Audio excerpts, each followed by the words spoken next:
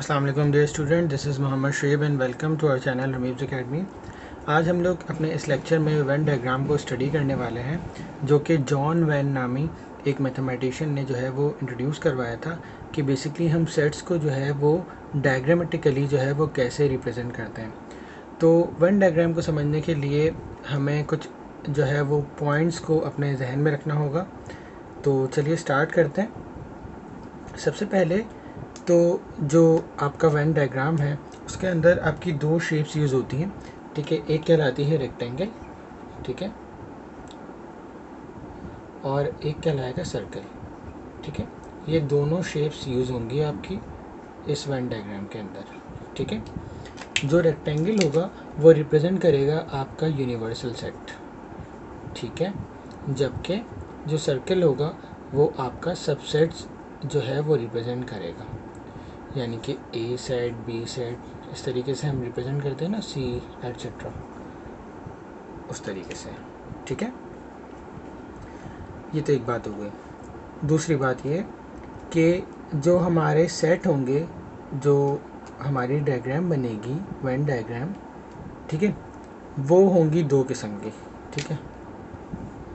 एक कहलाएगी डिसजॉइंट और एक कहलाएगी ओवरलैपिंग। एक कहलाएगी डिसजॉइंट और एक कहलाएगी ओवरलैपिंग। अब ये दोनों क्या है, ठीक है, ये समझ लें पहले। देखिए, अगर मेरे पास एक सेट है फॉर एग्जांपल ए, ठीक है, और ये सेट है 1 3 5 7, ठीक है, और एक सेट है मेरे पास बी, ठीक है, और इसके जो एलिमेंट है वो 2 4 6 8।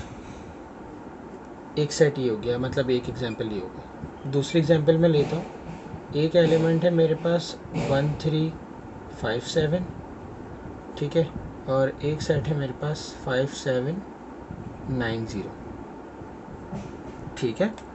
अब ये मेरे पास दो एग्जांपल्स हैं, सिर्फ और सिर्फ डिसजॉइंट और ओवरलैपिंग समझाने के लिए मैं आपको ये बता रहा हूँ। देखिए, अगर हम इस एग्जांपल की बात करें तो इन दोनों सेट्स के अंदर हमारे पास जो एलिमेंट्स मौजूद हैं वो कोई भी एक एलिमेंट एक दूसरे से मैच नहीं कर रहा। इसके सारे के सारे एलिमेंट मुख्तलिफ हैं बी से, और इसके सारे के सारे एलिमेंट मुख्तलिफ हैं ए से। तो इस सूरत में जो हमारी डायग्राम बनेगी वो बनेगी डिसजॉइंट, ठीक है। डिसजॉइंट का मतलब क्या है, किस तरीके से बनेगी। फॉर एग्जांपल, एक तो हमने यूनिवर्सल सेट ले लिया, ये तो कॉमन है ना, हर किसी में लेना होगा ऑलमोस्ट, ठीक है। ये यूनिवर्सल सेट को रिप्रेजेंट करेगा। हम इसके साइड में ऐसे यू लिख देंगे, इसका मतलब होगा यूनिवर्सल सेट, ठीक है। आई एम सॉरी, थोड़ा बाहर शायद काम हो रहा है इसलिए शोर आ रहा है। एनीवेज, तो जो रेक्टेंगल होगा वो यूनिवर्सल सेट को रिप्रेजेंट करेगा और यू हमने छोटा सा लिख दिया, ठीक है। अब हमें ए और बी को रिप्रेजेंट करना है, किससे रिप्रेजेंट करेंगे, सर्कल से, और इस किसके अंदर रिप्रेजेंट करेंगे, इसी रेक्टेंगल के अंदर। जितने भी सबसेट्स होते हैं वो इसी रेक्टेंगल के अंदर हम ड्रॉ करेंगे। अब मैंने आपको बताया कि ये दोनों के दोनों एक दूसरे से डिससिमिलर हैं एलिमेंट्स, कोई भी एक सिमिलर नहीं है, मैच नहीं कर रहा। तो इस सूरत में हम डिसजॉइंट डायग्राम बनाएंगे, और डिसजॉइंट डायग्राम जो है वो इस तरीके से बनेगी कि दोनों सर्कल जो है अलग अलग होंगे। फॉर एग्जांपल, ये ए का है और ये बी का है, ये ए सेट है, ये बी सेट है, तो ये दोनों अलग अलग इस तरीके से लिखे जाएंगे। और इन तमाम इस क्या नाम है, सर्कल के अंदर हम इनके एलिमेंट लिख देंगे 1 3 5 7, और इसमें लिख देंगे 2 4 6 8 ऐसे, ठीक है। तो ये कहलाता है डिसजॉइंट। अब अगर हम यहाँ पर बात करें तो देखें, यहाँ पर जो है, इसको मैं आपको ज़रा सही से समझा देता हूँ कि किस तरीके से लिखेंगे। ये हमने एक बनाया यूनिवर्सल सेट, ठीक है, और ये यूनिवर्सल सेट हो गया। इसके अंदर हम बना रहे हैं, ये ए सेट है हमारा, ये बी सेट है, ठीक है। अब ये ए सेट के अंदर जो है 1 3 5 7 एलिमेंट है, और इसके अंदर 2 4 6 8 है, ठीक है। तो ये हमने लिख दिए एलिमेंट्स के, क्या नाम है, सेट के एलिमेंट्स, ठीक है। अब यू की मैंने एग्जांपल यहाँ पर दी भी नहीं है। अगर यू होता यहाँ पर फॉर एग्जांपल होता 1 से लेकर 9 तक है, 1 से लेकर 9 तक है यू, अगर तो देखो 1 2 3 4 5 6 7 8 क्या रह गया, सिर्फ 9 रह गया ना, तो सिर्फ 9 यहाँ पर लिख दिया जाएगा, कहीं पर भी लिख देंगे हम, तो यूनिवर्सल सेट में आ जाएगा। बाकी तो सारे इसमें इंक्लूड होंगे, ठीक है, यूनिवर्सल सेट हो गया।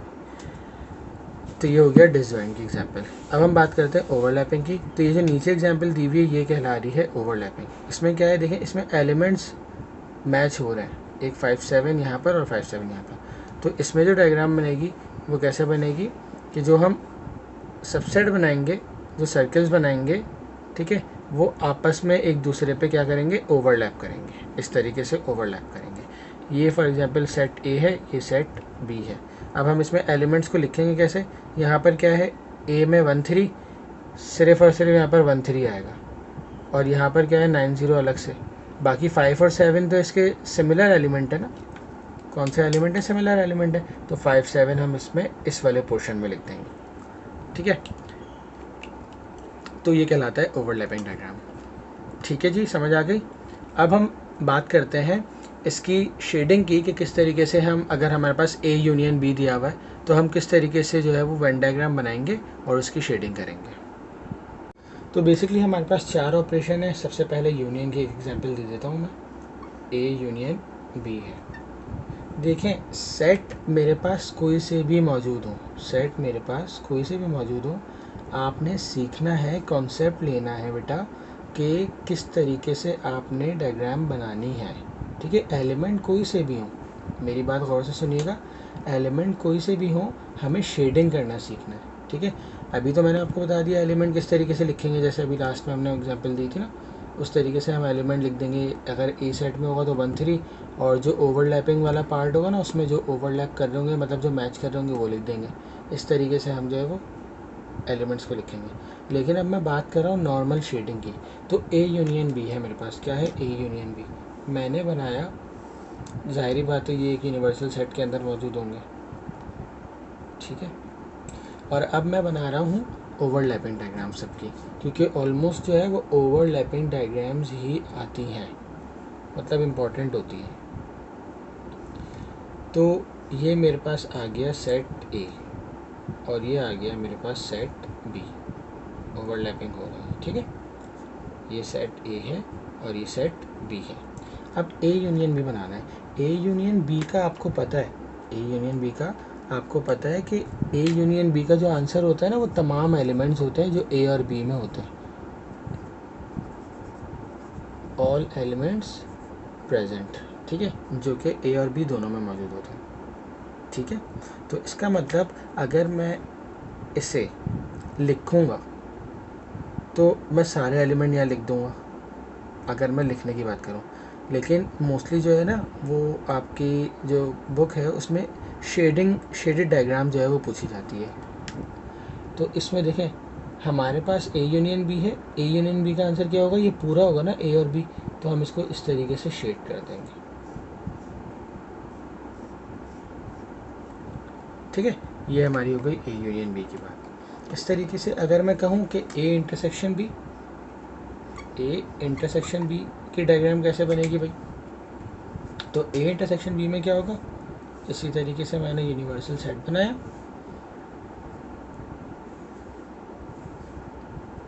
ये हमारे पास सेट होगा। अब ए इंटरसेक्शन बी में क्या है, वो एलिमेंट जो दोनों में सिमिलर होते हैं उनको हम लिखते हैं। तो दोनों में सिमिलर जो होते हैं, अभी मैंने लास्ट में बताया था कहाँ लिखे जाते हैं, जो ओवरलैपिंग वाला पार्ट होता है। तो अगर मैं शेडेड डायग्राम बनाऊँ तो उसमें सिर्फ और सिर्फ ये पार्ट आएगा। तो इसका मतलब इसका आंसर जो है वो ये है, ठीक है, सिर्फ ये वाला शेडेड पार्ट, ठीक है। आगे चलते हैं। हमारे पास एक होता है कॉम्प्लीमेंट। क्या होता है, complement. For example A complement, जिसका मतलब होता है u माइनस ए। और इस u माइनस ए का मतलब होता है कि जितने भी एलिमेंट्स हैं दोनों में अगर सेम है वो कट जाते हैं, जो सेम होते हैं वो कट जाते हैं, और बाकी के जो हैं वो रह जाते हैं। तो अगर u माइनस ए की बात करूँ तो u तो यूनिवर्सल सेट है, तो यूनिवर्सल सेट के अंदर ही ए सेट होगा ना। तो इसका मतलब ए सेट और यूनिवर्सल सेट के एलिमेंट्स को काट दूंगा, बाकी जितना बच जाएगा वो यूनिवर्सल सेट होगा। तो इसकी डायग्राम में बता देता हूँ कैसे बनेगी। आप लोग ज़रा वीडियो पॉज करके जो है वो प्रैक्टिस करके बताएं कि कौन सी बन रही है आपके साथ। तो देखें ये u हो गया, ठीक है, ये तो यूनिवर्सल सेट हो गया। अब ये जो है ना वो a है पूरा, अब सिर्फ एक की बात कर रहा हूँ ना, a। आपको पता है आंसर क्या है, यूनिवर्सल सेट का आंसर क्या है, जो दोनों में सेम होगा वो कट जाएगा, बाकी का जो है वो फर्स्ट सेट का वो आ जाएगा। तो इसका मतलब बाकी का जो फर्स्ट सेट का है वो किस में है, सिर्फ और सिर्फ यूनिवर्सल सेट में। तो इसका मतलब ये जो पूरा पोर्शन है ना, ये इसका आंसर होगा, एक्सेप्ट ए। इसके एलिमेंट तो कट जाएंगे ना यूनिवर्सल के साथ ही, तो बाकी के जो भी बच जाएंगे वो हम यहाँ लिख देंगे। ठीक है, एक एग्जांपल देता हूँ एलिमेंट लिख के, ताकि आपको और शायद समझ में आ जाए। यू है मेरे पास 1 2 3 से लेकर 9 तक, ठीक है, जबकि मेरे पास ए सेट जो है वो है 2 4 6 8। ठीक है, अब अगर इसका मैं सेट बनाता हूँ एलिमेंट लिखते हुए, तो उसका सेट क्या बनेगा, ये ए सेट हो गया और ये यूनिवर्सल सेट हो गया। ठीक है, तो अब यहाँ पर देखें इसका क्या है 2 4 6 8, तो बाकी का क्या बच गया यूनिवर्सल में से 1 3 5 7 9। ये इस तरीके से डायग्राम बन गई, ये आंसर हो गया हमारा। क्या आंसर क्या है हमारे पास, ये आंसर है, ये बाहर वाला जो है, अंदर वाला आंसर नहीं है। इसी तरीके से शेडेड डायग्राम के अंदर हम इस तरीके से जो है वो आंसर को रिप्रेजेंट करते हैं। ऑलराइट, ठीक है। नंबर 4 है हमारे पास डेल्टा ऑपरेटर। डेल्टा ऑपरेटर में क्या होता है, फॉर एग्जांपल लिखा हुआ है ए डेल बी, ए डेल बी। इसमें क्या होता है, जो सेम एलिमेंट होते हैं वो कट जाते हैं, जो सेम एलिमेंट होते हैं वो कट जाते हैं, बाकी के एलिमेंट जो हैं जो दोनों सेट में मौजूद हों वो लिख दिए जाते हैं। ठीक है, तो इसका मतलब क्या होगा, जो सेम एलिमेंट है, मतलब सेम तो यहाँ ओवरलैपिंग वाले पार्ट में लिखे जाते हैं ना, तो इसका मतलब ये कट गया, बाकी का जो एरिया है ना वो इसका आंसर होगा। तो इसका मतलब ये इसका आंसर है। अब बीच में मैं नहीं कर रहा मार्क, सिर्फ और सिर्फ ये बाहर वाला जो पार्ट है वो सही है, ये वाला पार्ट जो है इसका खाली ही रहेगा। तो इस तरीके से जो है वह हम जो है वो वेन डायग्राम ड्रॉ करते हैं by using operations of a set. अब हम इसकी जो है वो कुछ क्वेश्चंस एक दो मैं आपको करवा देता हूँ, बाकी आप एग्जाम्पल्स में खुद से कर लीजिएगा। देखें, क्वेश्चन नंबर 9 में आपसे कह रहे हैं, तो क्वेश्चन नंबर 16 में आपसे कह रहे हैं कि आपने जो क्वेश्चन नंबर 9 से लेकर क्वेश्चन नंबर 15 तक जो सेट्स की एग्जाम्पल की है ना, जो ऑपरेशंस की हैं, उनको आप वेन डायग्राम में कन्वर्ट करें। ठीक है, तो सबसे पहले आपको क्वेश्चन नंबर 9 दिया हुआ है जिसकी आपको वेन डायग्राम बनानी है। क्वेश्चन नंबर 9 है आपके पास ए यूनियन बी बार, ठीक है, मतलब बी कॉम्प्लीमेंट। अब हमें क्या करना है, जैसे हम पहले जो है वो सॉल्व करते थे, तो हम अगर नॉर्मली इसको सॉल्व करें तो हम सबसे पहले क्या करेंगे, बी कॉम्प्लीमेंट सॉल्व करेंगे, फिर ए के साथ बी कॉम्प्लीमेंट का यूनियन लेंगे।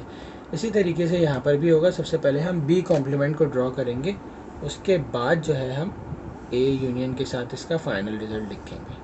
ठीक है, अलग अलग कलर से जो है वो आप रिप्रेजेंट कर लें तो ज़्यादा बेहतर होगा। ये आ गया आपके पास यूनिवर्सल सेट, ये हो गया आपके पास यूनिवर्सल सेट। ठीक है, अब हमारे पास जो ए है उसमें देख लें, आपके पास जो ए सेट है वो लिखा हुआ है 2 4 6 8, ठीक है, जबकि बी हमारे पास लिखा हुआ है 1 3 5 7 और 9। अब देख लें इन दोनों सेट्स में कोई भी एलिमेंट जो है मैच नहीं कर रहा। इसका मतलब क्या है, इसका मतलब ये है कि डायग्राम आपकी, सबसे पहले तो इसका मतलब ये है कि आपकी डायग्राम जो है वो डिसजॉइंट बनेगी, ओवरलैपिंग वाली डायग्राम नहीं बनेगी। सही है, तो इसलिए मैं जो हूँ वो क्या कर रहा हूँ, ए और बी को अलग अलग यहाँ पर ड्रॉ कर रहा हूँ। इस तरीके से ए हो गया और इस तरीके से यहाँ पर बी हो गया। ठीक है, ये सेट ए हो गया, ये सेट बी हो गया। ठीक है, तो हम अलग कलर से लिख देते हैं कुछ इस तरीके से। ठीक है, इसमें हम एलिमेंट के नाम भी लिख देते हैं 2 4 6 8 1 3 5 7 9। कहीं पर भी लिख सकते हैं आप, कोई ज़रूरत नहीं है इस तरीके से जो है वो नंबर वाइज जो है लिखने की, कहीं पर भी आप एलिमेंट्स को लिख सकते हैं इस सर्कल के अंदर। ठीक है, अब देखें, सबसे पहले हम बात करेंगे बी कॉम्प्लीमेंट की। बी कॉम्प्लीमेंट की, इस बी कॉम्प्लीमेंट का मतलब क्या होता है, अभी मैंने लास्ट में एग्जांपल दिए U minus B. U minus B का मतलब क्या है, अगर मैं ये ड्रॉ कर रहा हूँ, ये बी सेट है, ठीक है, और ये यू है, तो इसका मतलब सारा एरिया शेडेड हो जाएगा सिवाय बी के, क्योंकि जो एलिमेंट इसमें होंगे वही इसमें होंगे, बाकी सारे जो है वो बच जाएंगे, वो यूनियन आंसर होगा। तो अब आप समझ लें कि ये ए हमारे पास फ़िलहाल अभी नहीं है। ठीक है, तो इसका मतलब जो बी कॉम्प्लीमेंट का आंसर होगा वो सारा एरिया शेडेड हो जाएगा इस तरीके से। ये सारा एरिया जो है वो शेडेड हो गया, और ये जो हमारा आंसर आया ये हमारा किसका आया, बी कॉम्प्लीमेंट का आंसर। किसका आ गया, बी कॉम्प्लीमेंट का आंसर आ गया हमारे पास ये। ठीक है जी, ये हो गया बी कॉम्प्लीमेंट। आप इसको रिप्रेजेंट कर लें इस तरीके से कि बी बार को जो है मैंने ग्रीन लाइन से शो किया है। अब कह रहे हैं कि ए यूनियन बी बार आप निकालें। क्या निकालें, ए यूनियन बी बार। तो अब ये तो बी बार है जिसका आंसर मैंने लिखा हुआ है ग्रीन से।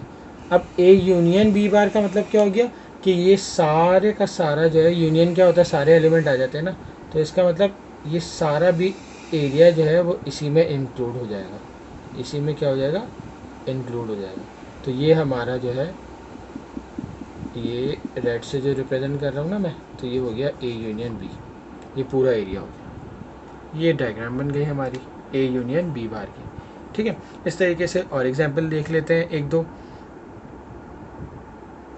ए डेल बी की देख लेते हैं। ए डेल बी बल्कि मैंने आपको लास्ट में एग्जाम्पल में बता ही दिया था, वो जो बीच वाला ओवरलैपिंग वाला पार्ट रह गया था, बाकी तो सब हो गया था।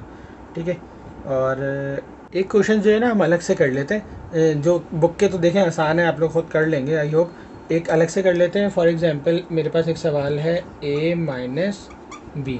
ये ऐसा सवाल है, मतलब आप लोग बुक वाले भी जो है अगर कोई कन्फ्यूज़न होगी ना तो वो इसको देख के कर सकता है। a माइनस बी के ऊपर बार। ठीक है, अब सेट की बात मैं नहीं कर रहा, आप ये समझ लें कि ऐसा सेट है जिसमें ओवरलैपिंग हो रही है। ठीक है, ऐसे एलिमेंट मौजूद हैं। ठीक है, अब देखें क्या हुआ, आपने यूनिवर्सल सेट बनाया।